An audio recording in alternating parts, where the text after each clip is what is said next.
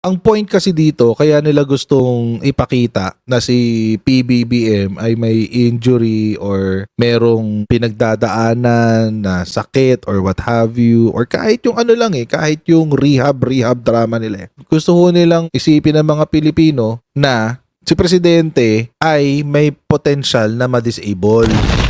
If the President-elect shall have died or have become permanently disabled, the Vice President-elect shall become President. Were you talking about permanently disabled? Yung kanyang disability will prevent him from executing his mandate as the President of the Philippines. Pansinin nyo, laging sinisingit yung drugs. Ang logic nila ganito kapag nagda-drugs, gagawa ng kalokohan tulad nung sinakal. Kulang yung violence against women, which results into a permanent disability of the cognitive function.